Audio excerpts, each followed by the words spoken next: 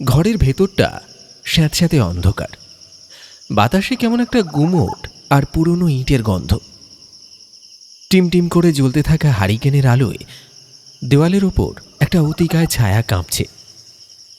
ছায়াটা একজন মানুষের, যে একটা মাটির পাত্রে কিছু একটা মেশাতে ব্যস্ত। তার আঙুলগুলো অত্যন্ত সাবধানে একটা ছোট কাগজের পুড়িয়া খুলল। ভেতরে সাদা দানাদার পাউডার। দেখে মনে হবে নিতান্তই সাধারণ কিছু, কিন্তু লোকটার ঠোঁটের কোণে ফুটে উঠল এক চিলতে হিম শীতল হাসি।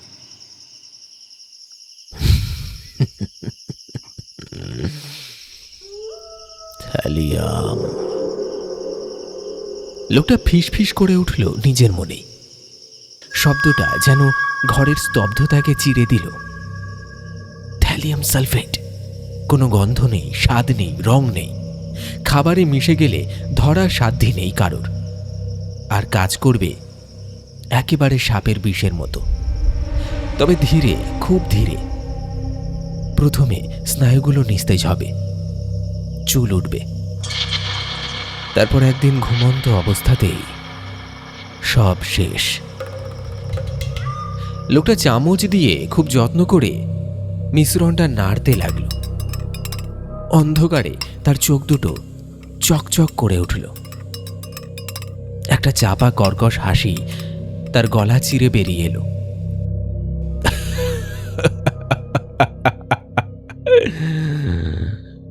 না থাকবে বাঁশ, না বাজবে বাঁশরি। বুড়োর বয়স তো কম হলো না, অত আজ বাদে কালই যাবে। কিন্তু ওই যে একমাত্র কাঁটা, ও ছেলেটা, ওটা না থাকলে আহিরি টোলার দোতলা বাড়ি আর গ্রামের এই বিঘে বিঘে জমি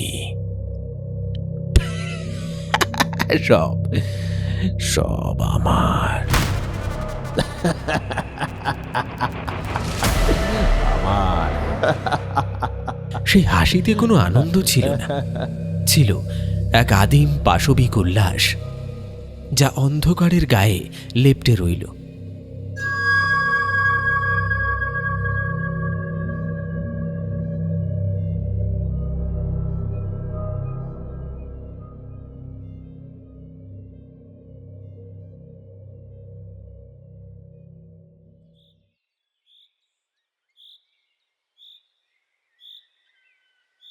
সকালের আলো ফুটতে না ফুটতেই সেই অন্ধকার যেন রূপ বদলে এক তীব্র কোলাহলে আছড়ে পড়ল সুজয়দের বাড়ির উঠোনে।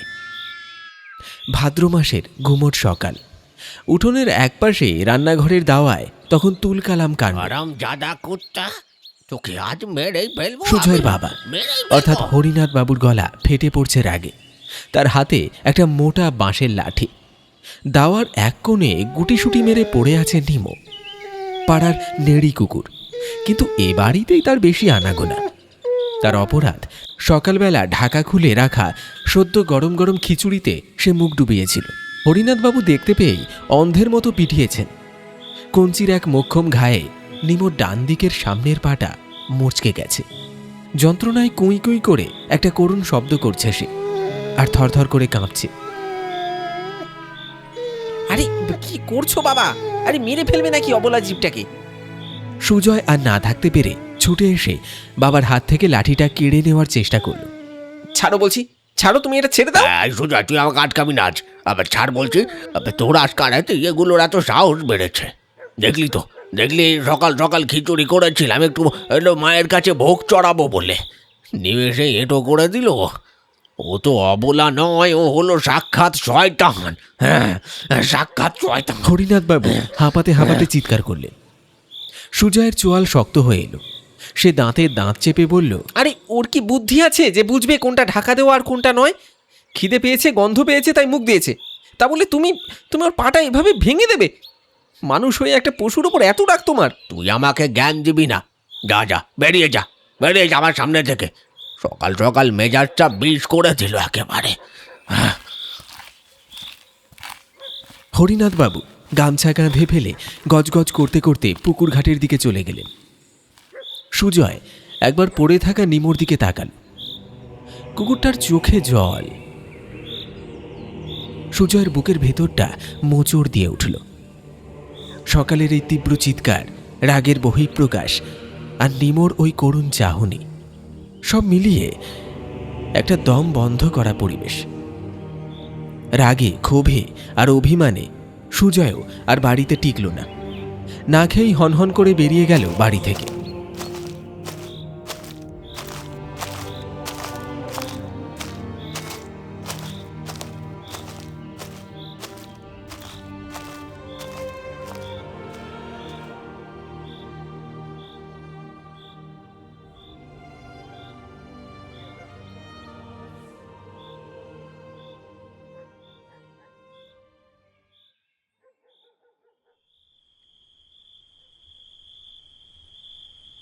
সময় গড়িয়েছে।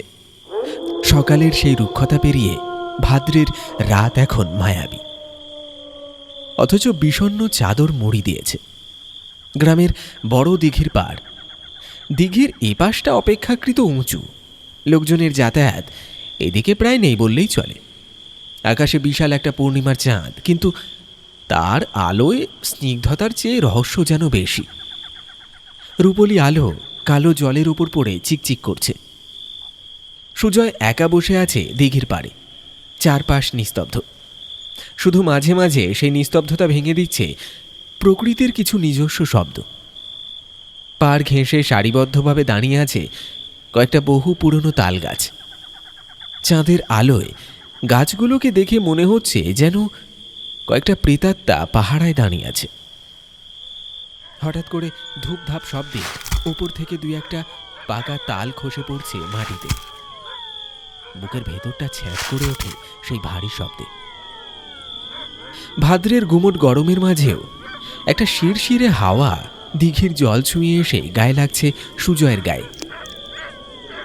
দিঘির নিথর কালো জলের মাঝে থেকে থেকেই বড় বড় রুই কাতলা খাবি খাচ্ছে, আর ঘাই মারার একটা ভারী জলজ শব্দ তৈরি হচ্ছে।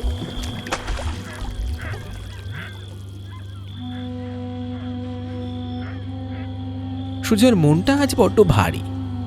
সকাল থেকে পেটে দানা পড়েনি কিছুই, কিন্তু খিদের চেয়েও এক অদ্ভুত একাকিত্ব আর অপরাধ বোধ তাকে কুড়ে কুড়ে খাচ্ছে। নিমোর ওই খোঁড়া পাটা বারবার চোখের সামনে ভাসছে। হঠাৎ ঘাসের উপর খসখস করে একটা শব্দ হলো। সুজয় চমকে ডান দিকে তাকালো। আবছা অন্ধকারে একটা ছায়া এগিয়ে আসছে। ছায়াটা স্বাভাবিক নয়, কেমন যেন হেলে দুলে খুঁড়িয়ে খুঁড়িয়ে হাঁটছে। শব্দটা শুনে সুজয়ের বুকের পাথরটা যেন গলে গেল। নিমো। 3 পায়ে ভর দিয়ে ডান দিকে সামান্য পাটা শূন্যে ঝুলিয়ে কোনো মতে তার কাছে এসে দাঁড়িয়েছে। কুকুরটার গায়ে রাতের শিশির, চোখে একটা অসীম নির্ভরতা। আয় আয় বাবা, এইদিকে আয় আয়। সুজয়ের গলাটা ধরে এলো। নিমো খুঁড়িয়ে খুঁড়িয়ে এগিয়ে এসে তার মাথাটা সুজয়ের কোলের ওপর গুঁজে দিল।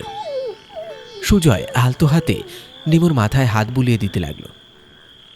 অবলা প্রাণীটার শরীরের উত্তাপ যেন সুজয়ের ভেতরে জমে থাকা কষ্টটাকে গিলিয়ে দিচ্ছিল। হঠাৎ পকেটে হাত যেতেই সুজয়ের মনে পড়ল কথাটা।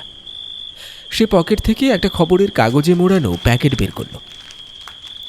বিকেলের কথাটা মনে পড়ে গেল তার। যদু এসেছিল।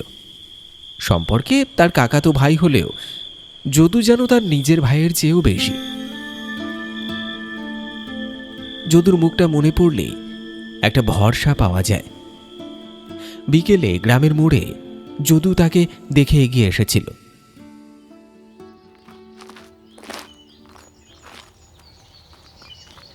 কিরে দাদা, শুনলাম জেঠুর সাথে ঝগড়া করে সকাল থেকে কিছু খাসনি, তাই এইভাবে শরীরটাকে কষ্ট দিয়ে কি লাভ বল? দাঁড়া দাঁড়া দাঁড়া, এই এই নে, কাকিমার হাঁড়ির তলা থেকে তোর জন্য এগুলো সরিয়ে এনেছি। নে ধর ধর। এই বলে যদু প্যাকেটটা গুঁজে দিয়েছিল তার পকেটে। প্যাকেটটা খুলতেই মিষ্টি একটা গন্ধ নাকে এলো সুজয়ের। ভাজা তালের আর গুড়ের গন্ধ।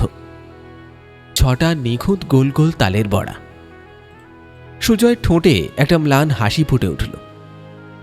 তালের বড়া খাওয়ার আর কোনো ইচ্ছেই নেই তার।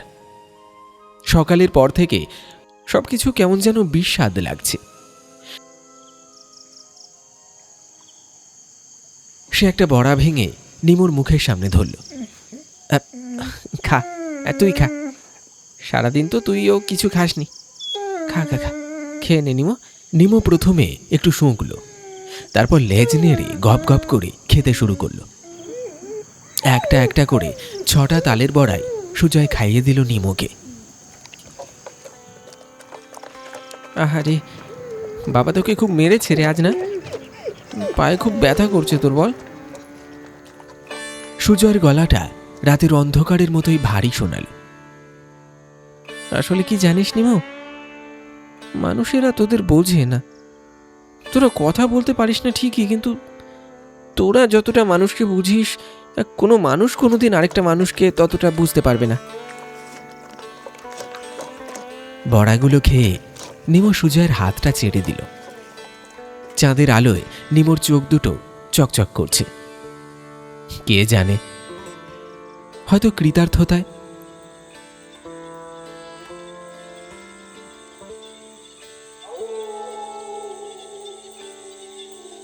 রাত বাড়ছে। তালগাছের পাতাগুলো হাওয়ায় সরসর করে উঠল। সুজয় দীর্ঘশ্বাস ফেলে উঠে দাঁড়াল। চল, এবার ফেরা যাক। আয় আয় আয় আয়। সুজয় ধীর পায়ে বাড়ির পথ ধরল। তার ঠিক পিছনেই ঘাড় নিচু করে 3 পায়ে ভর দিয়ে খুঁড়িয়ে খুঁড়িয়ে হাঁটতে শুরু করলো নিমো।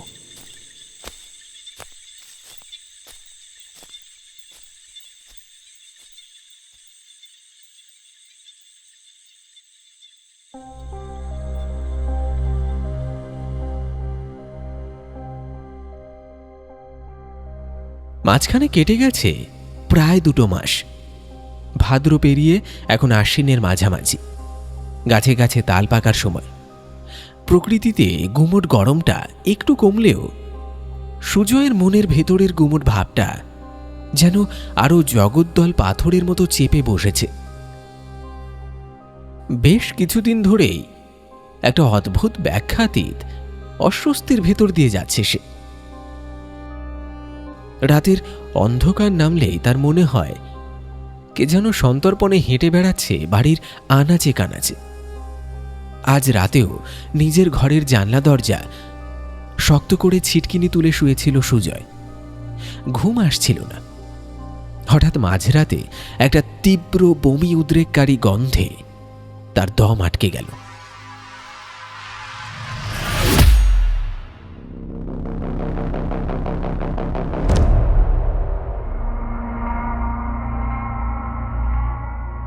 গন্ধটা অতিরিক্ত পাকা, প্রায় পচে যাওয়া তালের।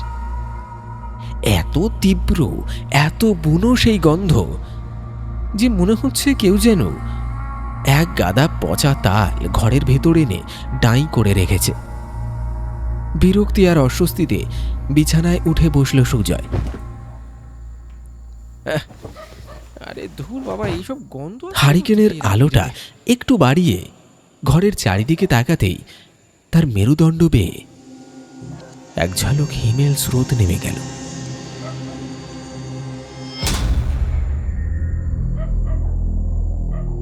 মেঝের এক কোণে স্যাঁতস্যাঁতে দেওয়াল ঘেঁষে কিলবিল করছে একদল পোকা। সাধারণ কোনো পিঁপড়ে বা মাকড়সা নয়, কালচে চকচকে খোলসাওয়ালা কতগুলো পোকা, যেগুলো সাধারণত মরা ইঁদুর বা পচা মাংসের আশেপাশে দেখা যায়। পোকাগুলো যেন কোনো অদৃশ্য ইঙ্গিতে খাটের নিচের অন্ধকার দিকটায় জড়ো হচ্ছে। দৃশ্যটা দেখেই সুজয়ের গলা ছিঁড়ে একটা অস্ফুট দম বন্ধ করা চিৎকার বেরিয়ে এলো। ঠিক তখনই তালের সেই উগ্র গন্ধটা হঠাৎ করে বদলাতে শুরু করল। বাতাসে মিশে গেল এক অবর্ণনীয় পচাটে দুর্গন্ধ। পচা পুঁজ, রক্ত আর মৃতদেহের পচনের গন্ধ।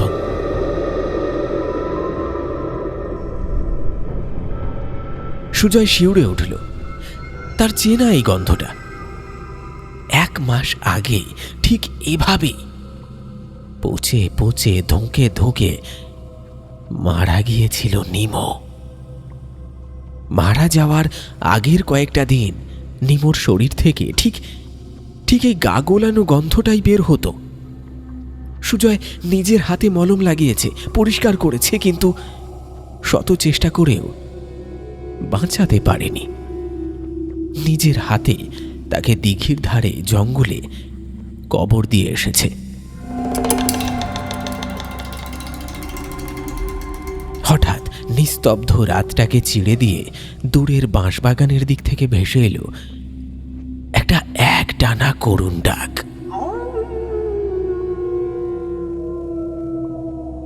কোনো স্বাভাবিক কুকুরের ডাক নয়, এ যেন এক তীব্র যন্ত্রণায় ছটফট করতে থাকা কোনো অশরীরী আত্মার আর্তনাদ, যা রাতের ভারী বাতাসকে আরো বিষণ্ণ করে তুলল। সুজয় আর বসে থাকতে পারল না। ঘামে ভিজে জবজবে হয়ে গেছে তার কপাল।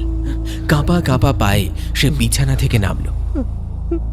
দুর্গন্ধটা যেন ঘরের একটা নির্দিষ্ট দিক থেকে আসছে, তার পড়ার টেবিলটার দিক থেকে। টেবিলটার উপর দেওয়ালে একটা সাদা কালো ছবি বাঁধানো আছে, সুজয় আর তার কাকাতো ভাই যদুর ছবি।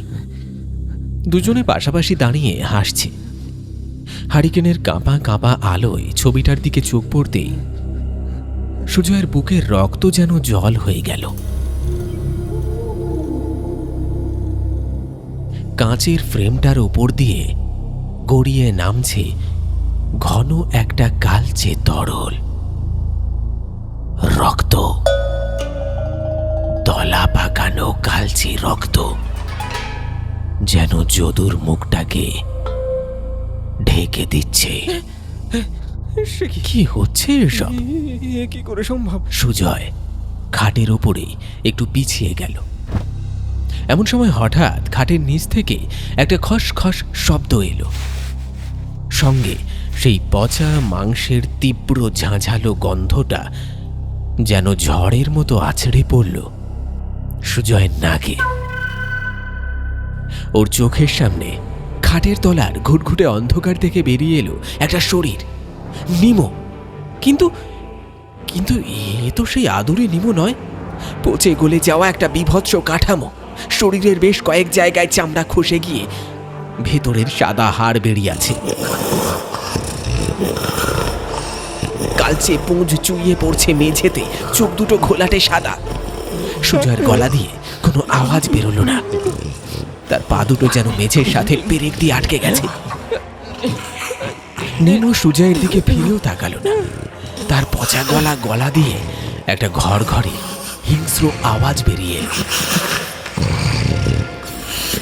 তারপর হঠাৎ কোনো এক নারকীয় আক্রোশে সে শূন্যে লাফিয়ে উঠল, সোজা গিয়ে ঝাঁপিয়ে পড়ল টেবিলের ওপর রাখা সেই ছবিটার ওপর।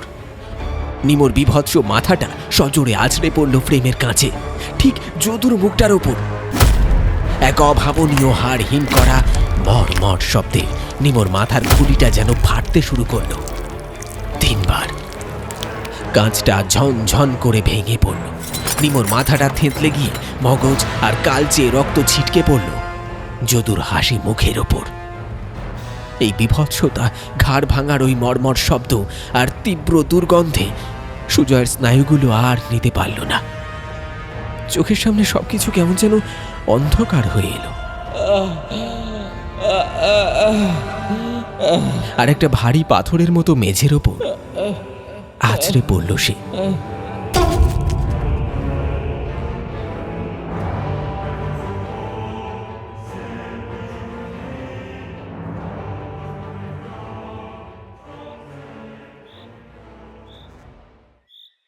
জ্ঞান যখন ফিরল, জানলার ফাঁক দিয়ে ভোরের ফ্যাকাশে নীল আলো এসে পড়েছে ঘরের মেঝেতে।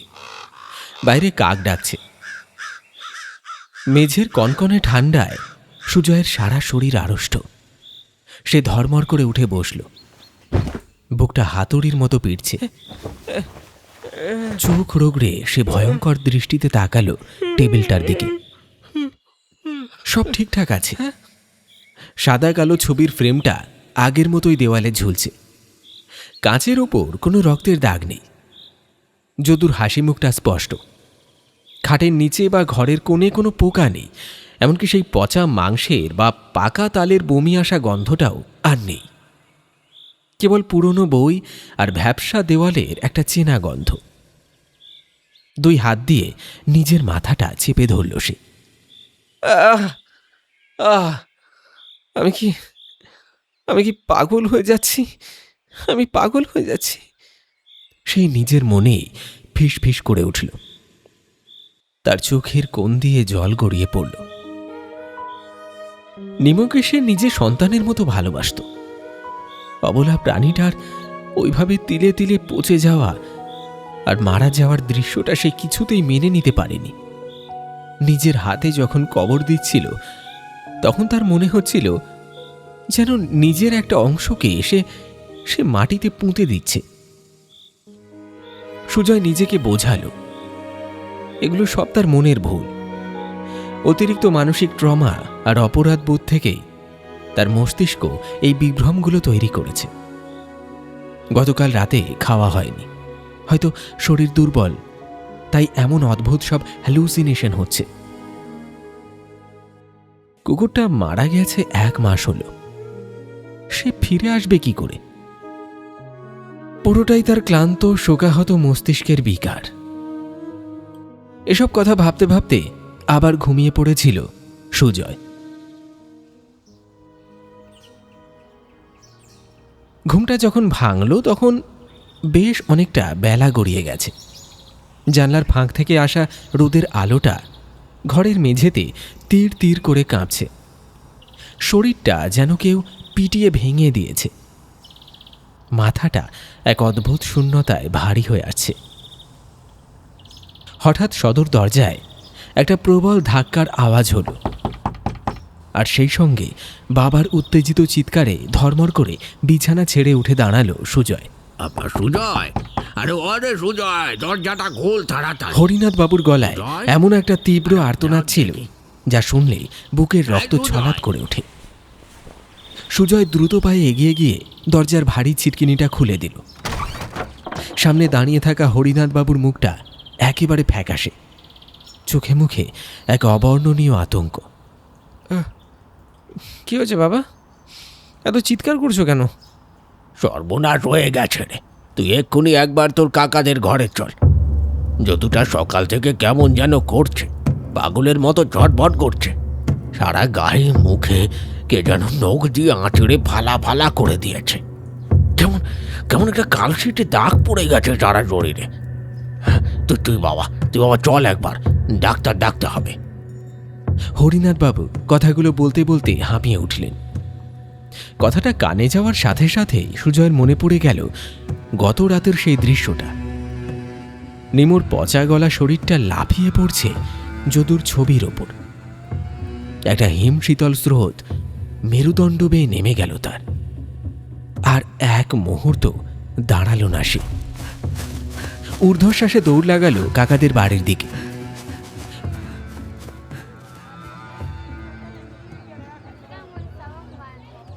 বাড়ির উঠোনে তখন পাড়া প্রতিবেশীদের ভিড়।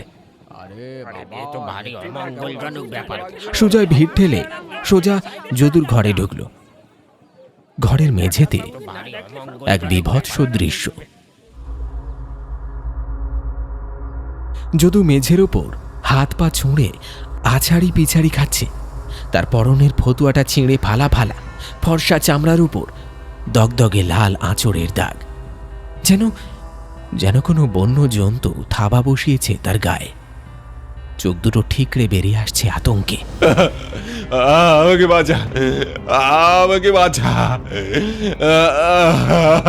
আমাকে বাঁচা, ও আমাকে মেরে ফেলবে, চিড়ে খাবে আমাকে, বাঁচাও বাঁচাও, চিড়ে খাবে।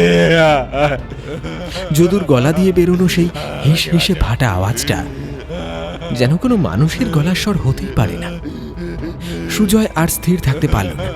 সে ছুটে গিয়ে যদুর দুই কাঁধ ধরে শক্ত করে চেপে ধরে মেঝেতে বসে পড়ল। যদু, আরে যদু শান্ত হ। এই, আমার দিকে তাকা, আমার দিকে তাকা, তাকা এদিকে তাকা। কে মেরে ফেলবে? কে মেরে ফেলবে তোকে? কি সব যাতা বলছিস তুই? সুজয়ের স্পর্শ পেয়ে যদু যেন একটু স্থির হলো। সে সুজয়ের শার্টের কলারটা খামচে ধরে কাঁপা কাঁপা গলায় ফিস ফিস করে উঠল। দাদা দাদা, ও এসেছিল রে, এসেছিল। আমি আমি আমি নিজের চোখে দেখেছি। নিমো নিমো এসেছিল। ওর সারা শরীর পচে গলে যাচ্ছে, পচে গলে যাচ্ছে, আর বেরিয়ে আছে।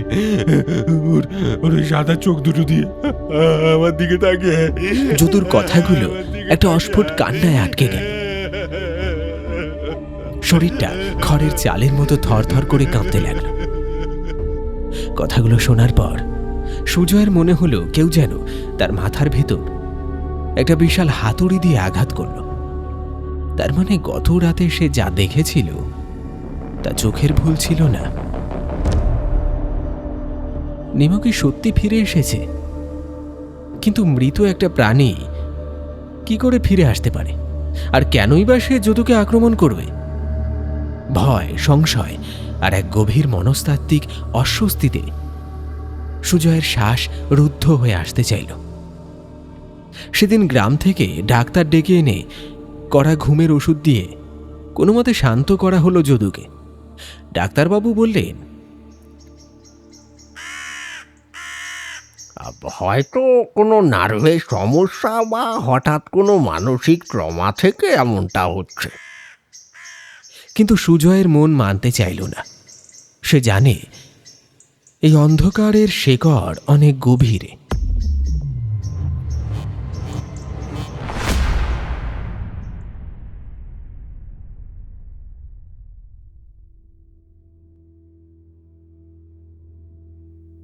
এরপর কেটে গেল একদম বন্ধ করা সপ্তাহ। ওষুধ খেয়ে যদু একটু শান্ত হলেও বাড়ির পরিবেশটা একটা অদৃশ্য আতঙ্কের চাদরে ঢাকা পড়ে রইল। কিন্তু সেই নীরবতা ভেঙে খান খান হয়ে গেল ঠিক 7 দিনের মাথায়।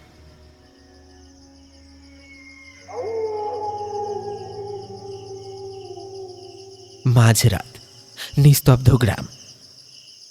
হঠাৎ কাকাদের বাড়ি থেকে ভেসে এলো একটা গগনভেদী চিৎকার, যদুর চিৎকার। সুজয় নিজের ঘর থেকে ছিটকে বাইরে বেরিয়ে দৌড়ে গেল সেখানে। কাকারা ততক্ষণে লণ্ঠন জ্বালিয়ে যদুর ঘরে ঢুকে পড়েছেন।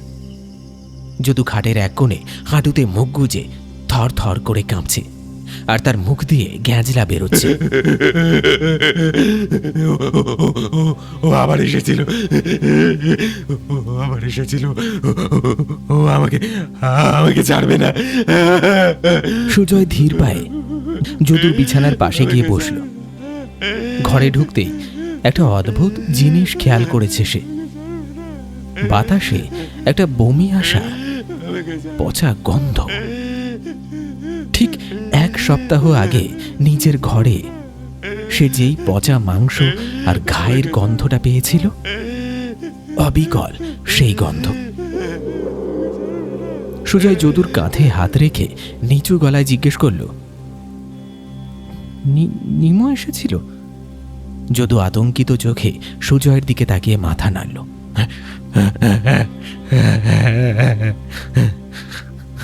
সুজয় উঠে দাঁড়িয়ে ঘরের ভেতরে উপস্থিত কাকা কাকিমা এবং অন্যান্যদের দিকে তাকিয়ে জিজ্ঞেস করল, তোমরা তোমরা কি ঘরে কোনো পচা গন্ধ পাচ্ছ? কোনো কোনো মরা কিছুর? কাকা অবাক হয়ে সুজয়ের দিকে তাকালেন। কই রে, না তো, ওসব কিছুই তো পাচ্ছি না। ঘরে তো শুধু ধূপকাঠি। সুজয় আবার ফিরে তাকালো যদুর দিকে।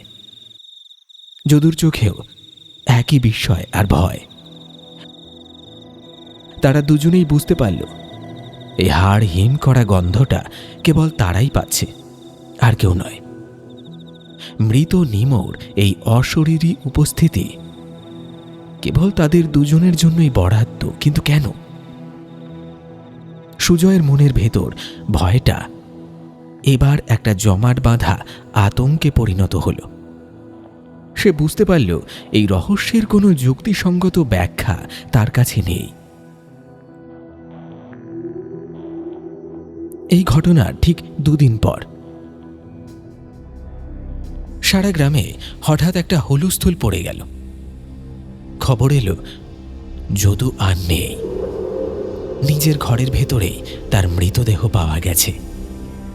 খবরটা শুনে সুজয়ের পায়ের তলার মাটি সরে গেল। সে পাগলের মতো ছুটে গেল কাকাদের বাড়িতে। যদুর ঘরে তখন কান্নার রোল। কিন্তু সুজয় কারোর দিকে না তাকিয়ে সোজা এগিয়ে গেল বিছানার দিকে। বিছানার উপর পড়ে আছে যদুর নিথর শরীরটা। কিন্তু মৃত্যুটা কোনো স্বাভাবিক মৃত্যু নয়। যদুর মুখটা চরম আতঙ্কে নীল হয়ে বিকৃত হয়ে গেছে। চোখ দুটো কোটর থেকে যেন ঠিকরে বেরিয়ে আসতে চাইছে।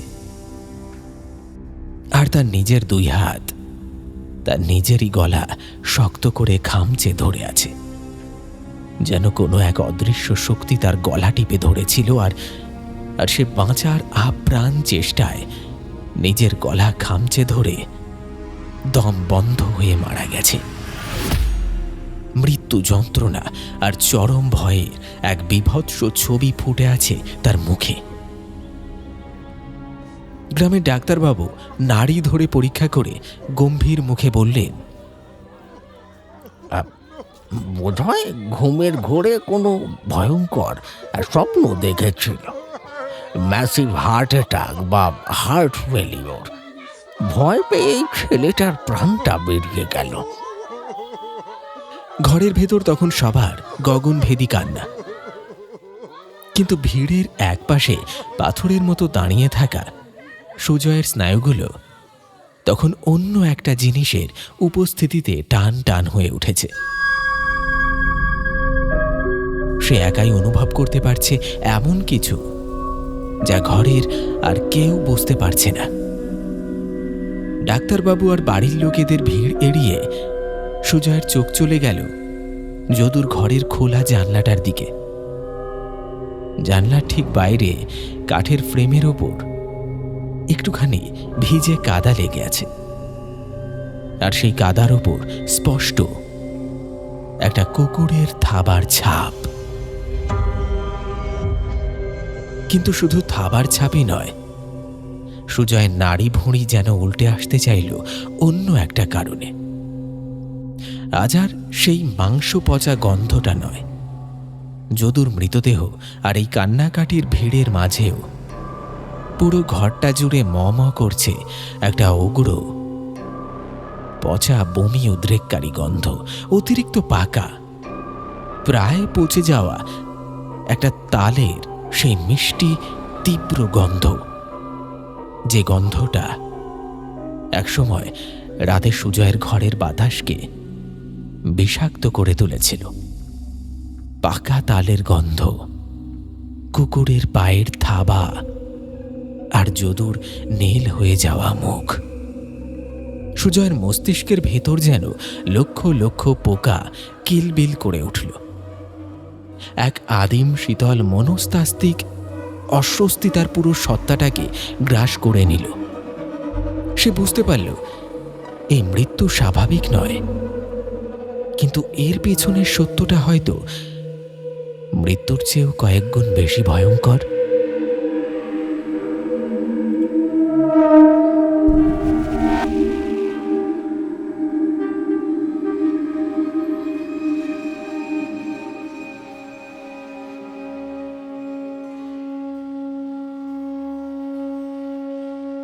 যদুর শেষকৃত্য সম্পন্ন হওয়ার পর গোটা গ্রাম যেন এক অদ্ভুত থমথমে নিস্তব্ধতায় ডুবে গেছে। শোকের চেয়েও মানুষের মনের ভয়ের ছায়া বেশি। কিন্তু সুজয়ের বুকের ভেতরটা যেন একটা ফাঁপা গহ্বর। মৃত্যু, শোক, বিভ্রান্তি আর এক অজানা আতঙ্কে তার স্নায়ুগুলো অবশ হয়ে এসেছে। সন্ধে নামতেই সে একা এসে বসেছে সেই বড় দিঘির পাড়ে, ঠিক যেখানটায় সে নিজের হাতে কবর দিয়েছিল নিমোকে। গুমোট হাওয়াটা আজ সম্পূর্ণ স্তব্ধ। দিঘির কালো জল যেন জমাট বাঁধা আলকাতরা। চাঁদের আলো আজ মেঘের আড়ালে মুখ লুকিয়েছে। এমন সময় হঠাৎ অন্ধকারের নিস্তব্ধতা চিরে একটা দ্রুত ছন্ন ছাড়া পায়ের আওয়াজ এগিয়ে এলো। কেউ যেন ঊর্ধ্বশ্বাসে দৌড়ে আসছে দিঘির পার লক্ষ্য করে। সুজয় চমকে উঠল। আবছা অন্ধকারে একটা অবয়ব আছড়ে পড়ল তার পায়ের কাছে। লোকটা হাঁপাচ্ছে, তার সারা শরীর থরথর করে কাঁপছে। মেঘের আড়াল থেকে বেরিয়ে আসা এক চিলতে চাঁদের আলো লোকটার মুখটা স্পষ্ট হতেই সুজয়ের ভুরু কুঁচকে গেল। রমেন ডাক্তার, গ্রামের সেই ডাক্তার, কিন্তু এই মুহূর্তে ডাক্তারের চেহারাটা রীতিমতো বীভৎস। চোখের কোল গর্তে ঢুকে গেছে, উস্কো খুস্কো চুল আর চোখের তাড়ায় এক আদিম পাশবিক আতঙ্ক। আমাকে আমাকে বাঁচা সুজয়, রমেন ডাক্তার সুজয়ের পা দুটো শক্ত করে জড়িয়ে ধরে ডুকরে কেঁদে উঠলেন। ডাক্তারবাবু কি কি কি করছেন কি আপনি? কি হয়েছে আপনার? সুজয় সবিস্ময়ে তাকে তোলার চেষ্টা করল। ও আমাকে ছাড়বে না সুজয়, যদুর মতো আমাকেও শেষ করে দেবে। আমি আমি আমি আমি সব সব সত্যি বলে দিচ্ছি তোকে। আমাকে শুধু ওই কুকুরটার হাত থেকে বাঁচা, বাঁচা আমাকে। লোকটার গলা দিয়ে যেন একটা হিস হিসে আর্তনাদ বেরিয়ে এলো।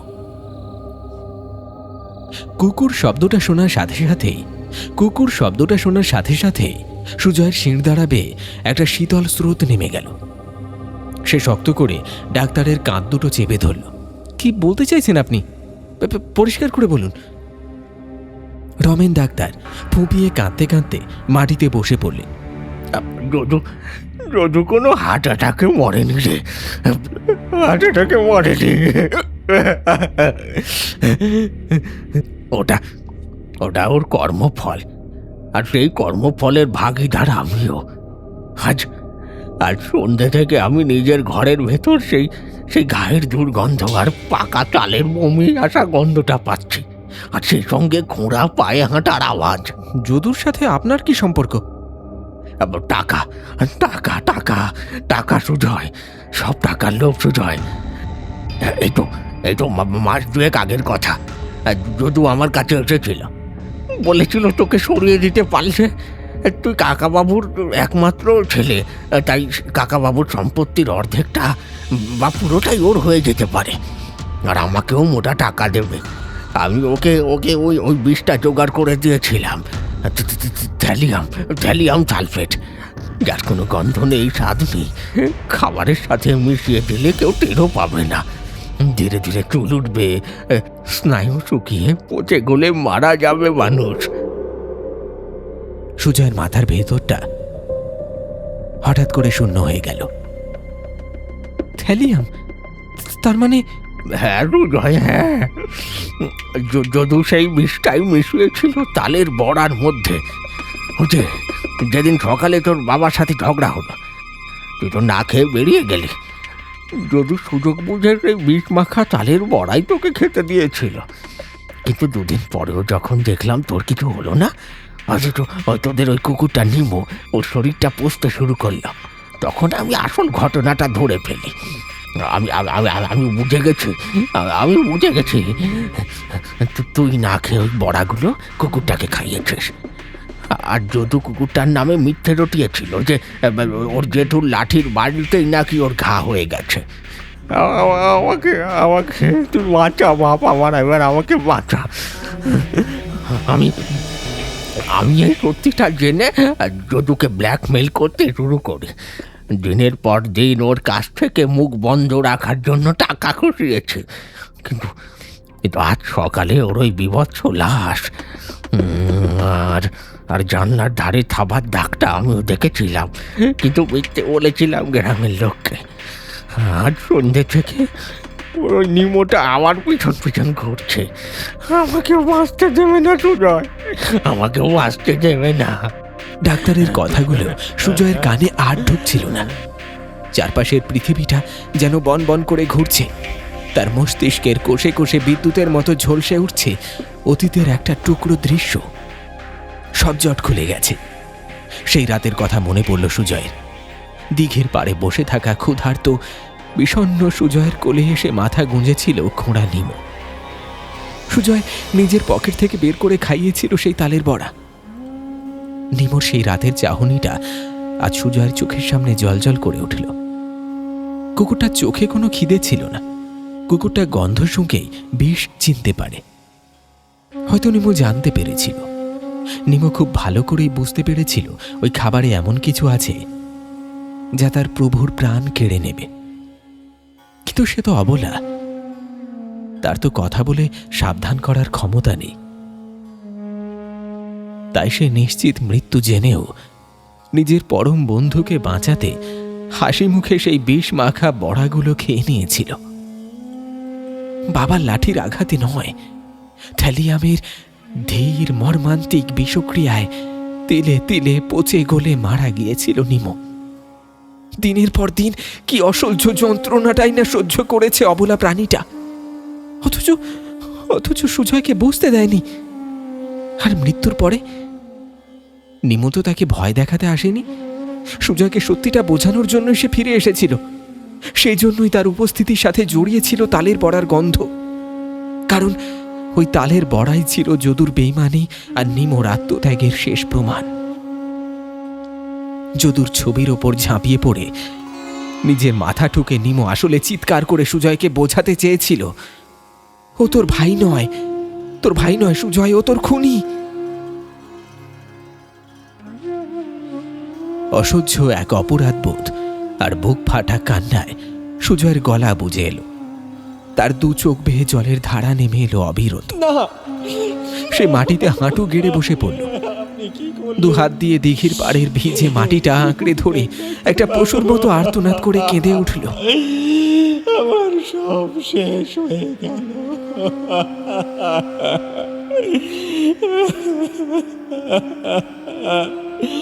নিমো, তুই আমার জন্য এত কষ্ট পেলি, এত যন্ত্রণা একা সহ্য করলি। নিমো, সুজয়ের কান্নায় রাতের ভারী আকাশটা যেন কেঁপে কেঁপে উঠতে লাগলো। মানুষের লোভ, বেইমানি আর নিষ্ঠুরতার কাছে একটা পশুরে নিঃস্বার্থ পবিত্র ভালোবাসা যেন সুজয়ের অন্তরাত্মাকে টুকরো টুকরো করে দিচ্ছিল।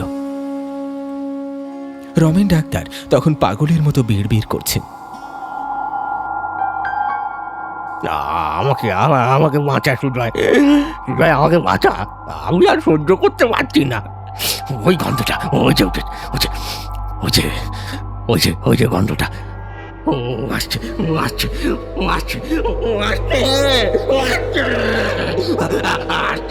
আসছে। বলতে বলতে ডাক্তার দিঘির পাড় ছেড়ে অন্ধকারের দিকে ঊর্ধ্বশ্বাসে দৌড় লাগালেন। সুজয় তাকে আটকানোর কোনো চেষ্টাই করল না। সে শুধু দিঘির কালো জলের দিকে তাকিয়ে ফুঁপিয়ে ফুঁপিয়ে কাঁদতে লাগল।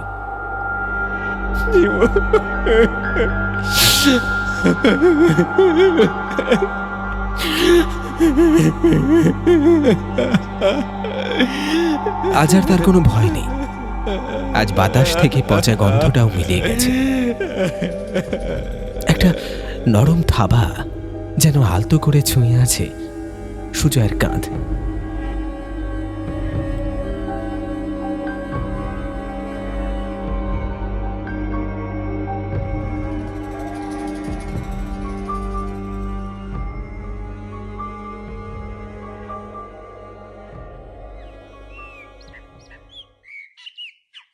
পরদিন সকালে বৃষ্টির পর কড়া রোদটা যখন আছড়ে পড়ল গ্রামের বুকে, তখন সুজয়ের বাড়ির উঠোনে আবার ভিড় জমেছে। তবে এবার খবরটা কাকাদের বাড়ি থেকে আসেনি। খবর এসেছে গ্রামের অন্য প্রান্ত থেকে। রমেন ডাক্তার মারা গেছেন নিজের ঘরে। দৃশ্যটা হুবহু যদুর মতো। রমেন ডাক্তারের নীল হয়ে যাওয়া বিকৃত মুখ, ঠিকরে আসা চোখ দুটো চরম আতঙ্কের সাক্ষী দিচ্ছে। নিজের 2 হাত দিয়ে তিনি নিজেই গলা খামচে ধরে আছেন, আর ঘরের চারপাশটা ম করছে একটা উগ্র বমি উদ্রেককারী পাকা তালের গন্ধে। জানলার বাইরের কাদামাটিতে স্পষ্ট হয়ে আছে একটা 3 পে কুকুরের থাবার দাগ। সুজয় ভিড়ের মধ্যে দাঁড়িয়ে খবরটা শুনল। তার মুখে কোনো কথা নেই, চোখে কোনো বিস্ময় নেই, শুধু তার দৃষ্টি চলে গেছে বহু দূরের ওই বড় দিঘির পাড়ের তালগাছগুলোর দিকে। একটা দীর্ঘশ্বাস বেরিয়ে এলো তার বুক চিরে। পৃথিবীর সব অপরাধের বিচার মানুষের আদালতে হয় না। কিছু বিচারের দায়ভার প্রকৃতি আর তার নিজস্ব নিয়মের উপর ছেড়ে দিতে হয়, আর সেই বিচারে কোনো বেইমানি পার পায় না।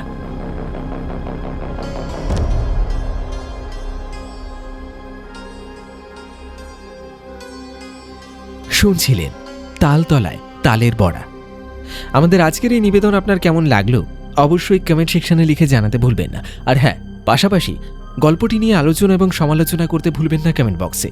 আমি সুদর্শন প্রত্যেকবারের মতো আপনারা গত এপিসোডে যারা যারা প্রশ্নের সঠিক উত্তর লিখেছিলেন তাদের প্রত্যেকের নাম এখন ঘোষণা করব, কিন্তু তার আগে জানিয়ে রাখি, আজও আপনি যদি সম্পূর্ণ মনোযোগ সহকারে গল্পটি শুনে থাকেন তাহলে আপনার জন্য রইল গল্পের মধ্যে থেকেই এই প্রশ্নটি। আচ্ছা বলুন তো, আমাদের আজকের এই গল্পে নিমো সুজয়ের বাবা অর্থাৎ হরিনাথ বাবুর কোন রান্নায় মুখ দিয়ে ফেলেছিল? প্রশ্নের সঠিক উত্তর আপনার সম্পূর্ণ নামের সঙ্গে কমেন্ট বক্সে লিখে জানান, এবং জানান আপনার বাড়িতেও কি এই নিমোর মতন একটা আদুরে প্রাণী আছে? অবশ্যই জানাতে ভুলবেন না। তার পাশাপাশি প্রশ্নের সঠিক উত্তর আপনার সম্পূর্ণ নামের সঙ্গে লিখে ফেলুন। চলুন একবার দেখে নিই আমাদের গত এপিসোডে কারা কারা প্রশ্নের সঠিক উত্তর লিখে কমেন্ট করেছিলেন। আমাদের গত এপিসোড বালা বাড়ির বড় বউ এই গল্পের সঠিক উত্তর লিখে কমেন্ট করেছিলেন শেখ রেহান, সফিজুল, তন্দ্রা দত্ত, মহাদেব, শঙ্কর মণ্ডল, পূজা মণ্ডল, টুম্পা মণ্ডল, দীপক মণ্ডল, বন্দনা মণ্ডল, সমীর সরকার, সৌমেন, সৃজিতা চ্যাটার্জি, সুদীপ, কার্তিক, অভিজিৎ নাথ, আরোহী নাথ, রাখি বিশ্বাস, সরোজিনী দিব্যাংশী, নয়নিকা গাবান, শুভঙ্কর দাস, গিয়াসুদ্দিন গাজী, আনিসুল সর্দার, গণেশ দাস, মিঠু দাস, রিয়া দাস, রনিত দাস, শঙ্কর কাজী, সৌমেন দে, প্রীতম মালিক, সমর ধারা, মিলন মণ্ডল, লিহান রিয়াজ, সবুজ, সোমনাথ, চিরঞ্জিত, কার্তিক, রত্না সরকার, বাবু, পূজা সাও, প্রিয়া, মনীষা অধিকারী, মোহাম্মদ রশিদুল ইসলাম, দীপক মালাকার, অজয় দাস, সেন্টু শেখ, ফাল্গুনী হালদার, দেবব্রত হালদার, দীপরা হালদার, মনীষা হালদার, রাকেশ খানরা, পারমিতা বিশ্বাস, হেমন্ত মণ্ডল, সার্থক মণ্ডল, সুষমা মণ্ডল, কবিতা দাস, ফারজানা আক্তার নীলিমা, রিনা বাছার, খোকন বাছার, শেখ হাসান, অমিত গায়েন, মোহাম্মদ মাহিম খান, আশিস মাঝি, প্রিয়াঙ্কা প্রামাণিক, মফিজুল আলী, আহেলি মজুমদার, সাইদুল সর্দার, সিরাত এবং ঋষিতা। আপনাদের প্রত্যেককে অনেক অনেক ধন্যবাদ জানাই আমাদের গল্পগুলো নিয়মিত মনোযোগ সহকারে শুনে গল্পে থাকা প্রশ্নের একেবারে সঠিক উত্তরটি লিখে জানানোর জন্য। চলুন আজকের মতো বিদায় নিচ্ছি, শেষ করছি আজকের পর্ব। তবে খুব তাড়াতাড়ি আবার দেখা হবে আরেকটি রোমাঞ্চকর গল্পের সাথে আগামী এপিসোডে। ঈশ্বরের কাছে প্রার্থনা করি আপনারা সকলে ভীষণ ভালো থাকুন, সপরিবারে সুস্থ থাকুন। ধন্যবাদ।